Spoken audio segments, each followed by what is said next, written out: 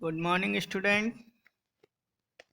जैसा कि आपको पता है कि हम ऑनलाइन वीडियो के माध्यम से कक्षाओं को चला रहे हैं, जिसमें मैं आपको वर्कशॉप कैलकुलेशन की क्लास लेता हूं और हम उसमें स्पीड और वेलोसिटी चैप्टर पढ़ रहे थे, जिसमें आज थोड़ा बचा हुआ है। उसको आज हम पढ़ाएंगे।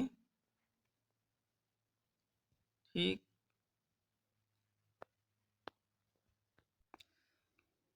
तो आज हम स्पीड एंड वेलोसिटी में वृत्तीय गति या कोणीय गति यानी कि सर्कुलर अथवा एंगुलर मोशन के बारे में पढ़ेंगे।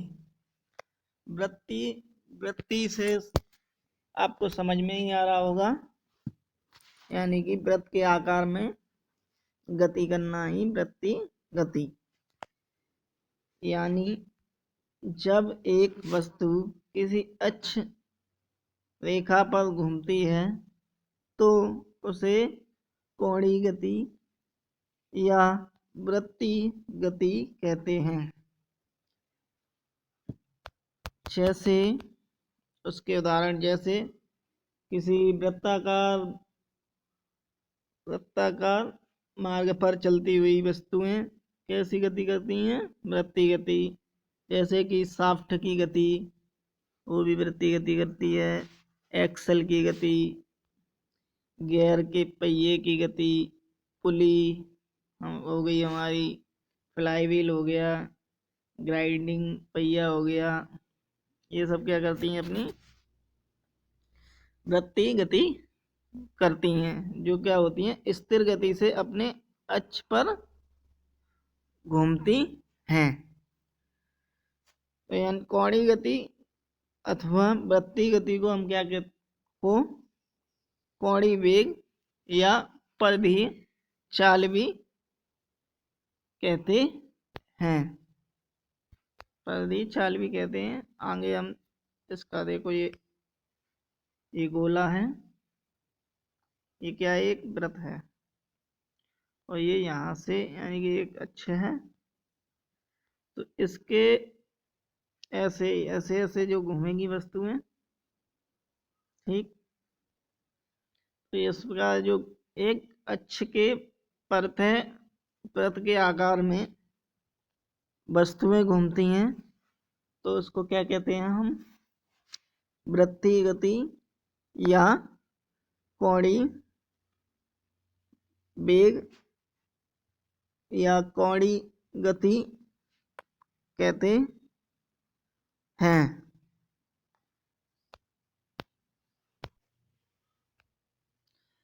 तो अब हम क्या पढ़ेंगे? स्थिर एवं गतिशील काया, यानी कि body at rest and in motion, यानी कि स्थिर एवं गतिशील अवस्था में वस्तुएं। तो ये यहाँ पे तुम्हारा दे रखा है ब्रेक प्रणाली से संबंधित नियम, यानी कि ब्रेक, जिसमें ब्रेक पर आधारित कुछ यानी वाहन वगैरह होते हैं, तो उसमें सब क्या होता है? हमारा ब्रेक होते हैं। प्रत्येक, यहाँ पे देखो लिखा हुआ है, प्रत्येक वाहन में ब्रेक प्रणाली होती है। जब गतिशील वाहन में ब्रेक लगाए जाते हैं तो क्या होता है?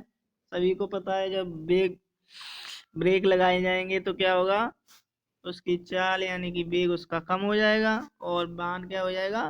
धीमा हो जाता है। यानी कि इसका वेग कम हो जाता है और वाहन धीमा हो जाता है, और क्या होता है? वो कुछ दूरी पर जाकर क्या हो जाता है?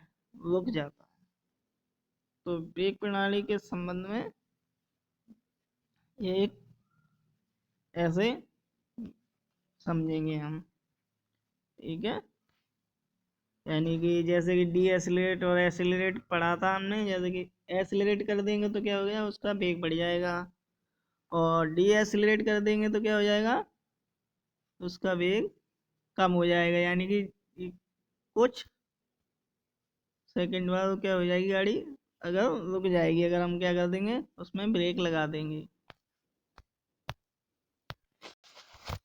तो देखो ये फिगर दे रखा है इसमें, ठीक है। तो ये देखो एक गाड़ी है, ठीक। इसका क्या है, इसका वेग है VA।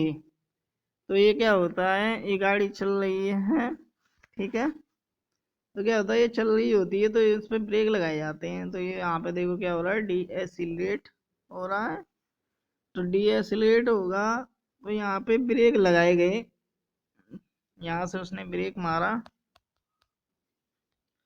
तो क्या हुआ, ब्रेक लगाए तो क्या होगा, कुछ देर बाद गाड़ी क्या होगी, रुक जाएगी।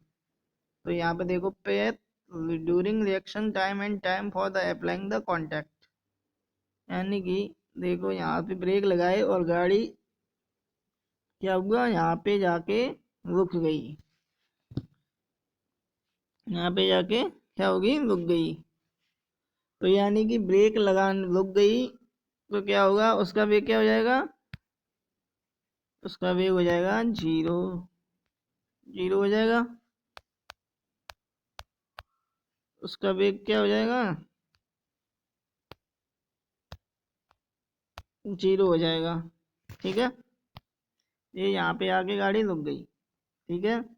ये तो इसका है व्हील व्हील बेस, यानी कि इतनी इतनी तो ये गाड़ी की लंबाई है, ठीक है। अब क्या होगा, यहाँ से यहाँ तक, यहाँ पे गाड़ी की लंबाई थी तो गाड़ी क्या होगी, यहाँ से गाड़ी यहाँ से यहाँ तक, यहाँ से चली और यहाँ पे जाके रुक गई। तो ये यहाँ पे हमारी क्या होगी, स्टॉपिंग डिस्टेंस, ये तो होगी हमारी स्टॉपिंग डिस्टेंस, ठीक। और टोटल स्टॉपिंग डिस्टेंस, जहाँ से यानी कि प्रारंभिक बिंदु यहाँ से लेके यहाँ तक, ये हमारी टोटल स्टॉपिंग डिस्टेंस हो गई। तथा इतना इतना क्या है, ये हमारा ये है व्हील बेस, जो गाड़ी के लंबाई के बराबर व्हील बेस, यानी कि जो व्हील बेस होता है, नीचे का हिस्सा होता है उसे व्हील बेस। तो इससे तो क्या हो गया हमें, यानी कि पता चल गया, यानी कि गाड़ी को ब्रेक लगाते हैं तो क्या होता है, वह कुछ टी समय बाद क्या होती है, रुक जाती है। तो कुछ समय बाद क्या होती है, रुक जाती है। अब आगे हम एक एग्जाम्पल देखेंगे इसी का। तो इसका एक एग्जाम्पल देखेंगे भी थोड़ी देर में। ये देखो यहाँ पे क्या दे रहा है, अवतरण समय डी एसिलरेट टाइम, यानी कि डी एसिलरेट टाइम क्या होता है, यानी कि गाड़ी जब से ब्रेक मारने से लेकर तब जाके रुकी, उसको कहते हैं डी एसिलरेटेड टाइम, गाड़ी रोकने का अवतरण समय, ठीक है। अब ये देखो स्टॉपिंग डिस्टेंस, ये क्या, अवतरण समय काल द्वारा तय की गई दूरी, रुकने की दूरी कहलाती है। अर्थात रुकने की दूरी क्या होती है, डी। लेकिन लेकिन कुल रुकने की दूरी सामान्य रुकने की दूरी के समान है और चालक की प्रतिक्रिया समय गाड़ी द्वारा तय की गई दूरी है। प्रत्येक प्रतिक्रिया का समय नीचे, प्रतिक्रिया का समय यानी कि क्या होता है, ब्रेक, यानी कि इसमें देखो एक दे रखा है, चालक को खतरे को समझने में कुछ देर लगती है और वह फिर क्या करता है, ब्रेक लगाता है। ब्रेक लगाएगा तो क्या होगा, गाड़ी रुक जाएगी। तो रुक जाएगी गाड़ी तो उसका क्या हो जाएगा, उसका वेग जीरो हो जाएगा, उसका वेग क्या हो जाएगा, जीरो हो जाएगा। तो स्टॉपिंग डिस्टेंस तो हमने अभी फिगर के माध्यम से आपको बताया ही था, स्टॉपिंग डिस्टेंस क्या होती है, ठीक है। अब हम आगे इसका एक उदाहरण देखते हैं। ये देखो, ये दिया है इसका एक उदाहरण। तो कोई एक गाड़ी है, उसकी गति कितनी है, 72 किलोमीटर की गति से चलती है, और उसका अवतरण समय अवतरण डीएसएलआर टाइम 5 मीटर पर सेकंड स्क्वायर है। ब्रेक लगाने की प्रतिक्रिया का समय है 1.5 सेकंड, यानी कुल दूरी का गणना करें। यानी कि गाड़ी का वेग दिया है 72, इसको हम क्या करेंगे, मीटर पर सेकंड में करेंगे, तो 72 का गुणा 5/18, 5/18, 18 चौक 72 और 4 पंजा 20, इस प्रकार ये आ गया हमारा क्या, 20। अब ये क्या है, रुकने का दूरी। तो रुकने की दूरी, वेग वेग कितना है, हम जानते हैं कि वी स्क्वायर बराबर क्या होता है, यू स्क्वायर प्लस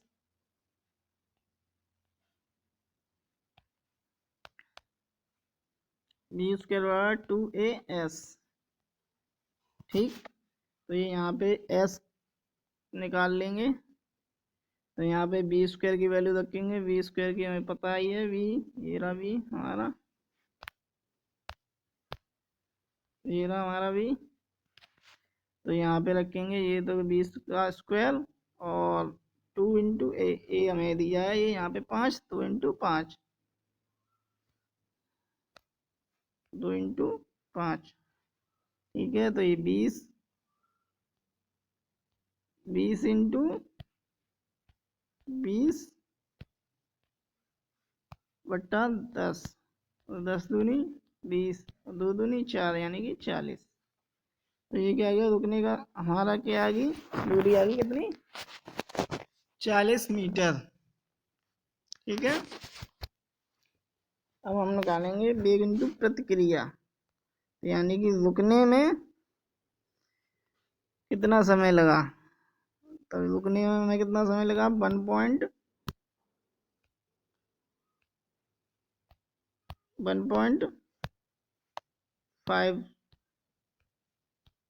1.5 सेकेंड, यानी कि 1.5 सेकेंड, ये यहाँ पे दिया है हमारा 1.5 सेकेंड। और हमारा वेग कितना था, 20 मीटर पर सेकेंड, यानी कि 1 सेकेंड में 20 मीटर, तो 1.5 सेकेंड में कितना जाएगा, 30 मीटर। ठीक है, अब ब्रेक लगाने में कितनी दूरी चल गई थी हमारी, 40 मीटर। तो टोटल कितनी होगी, 30 प्लस 40, यानी कि 70 मीटर।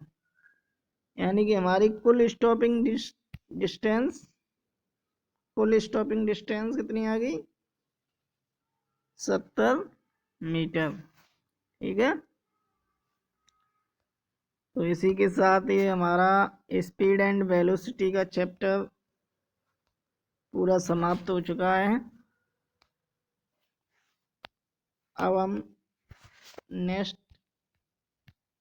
नेक्स्ट क्लास में कोई नया चैप्टर पढ़ेंगे। तब तक पढ़ते रहिए, सुरक्षित रहिए, धन्यवाद।